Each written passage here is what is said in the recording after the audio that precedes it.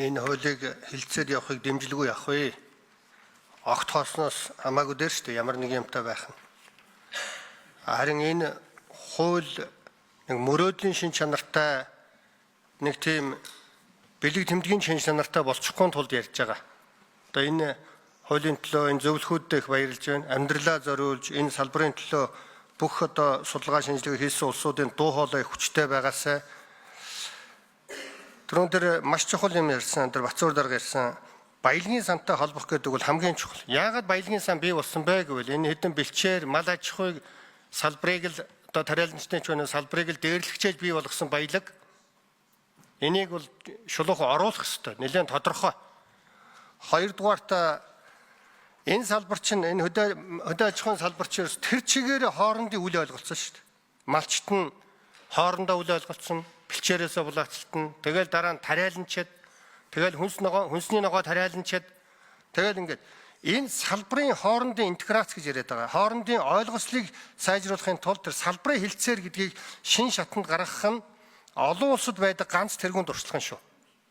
Тэгэхгүй зүгээр нэг яриад нэг юм хэлцээ гар үсэг зураал тэрийг хинч тоодгүй бол өнөөдрийн Монгол шиг л да. Тийм бол тэгэл будаа. Тэгээ сайд яамдынх нь нэг ойлгоосаа. Би энийг чадна гэж хамцуу шамлал дайраад байхын оронд энийг надаас илүү хэн чадах вэ гэдгийг л одоо энэ байнга асуугаарэ. Эрдэмтэн, салбарын эрдэмтэн, судлаачид, хамгийн гол нь салбарын оролцогчид. Тэр мал аж ахуй, хөдөө аж ахуй, ноолуур, ноос юу ч байдیں۔ Эднүүсийн оролцоог хангаж шийдвэр гаргах төвшөнд оролцуулах. Гэхдээ судлаачдынхаа дүгнэлтийг тойрж ярьдаг механизмд орж байж энэ хууль хэрэгжих үндсэн санаа гэдгээл би хэлж байгаа. За тэгээд хоёрт нь би нэг ганц юм хэлээд одоо нэлээх ярих байлгүй дээ чуулган дээр. Хөдөө аж ахуй, мал аж ахуйн салбар бол ажлын байр бий болгодог, хүмүүсийг орлоготой болгодог. Монгол оронд өнөөдөр мөнгө дутаагүй шүү дээ. Харин ажлын байр орлогол дутж байгаа. Хөдөө аж ахуйн салбараа додомдож урдаа барихгүй бол засгийн газар улсын их хурлын нэг номерын зорилго бол ажлын байр.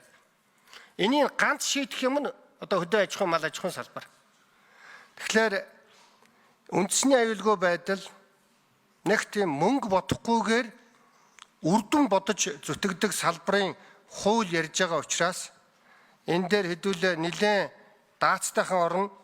За тэгээд хууль батлах гэж байгаа хүмүүсээс бэргээд за арайс даварчих болов гэж бодохгүйгээр санаануудаа хэрэгжихүйц механизмуудаа оруулаад үзүүл яадаг бол гэсэн эр зоргийг би энд бас хэлмээр байна.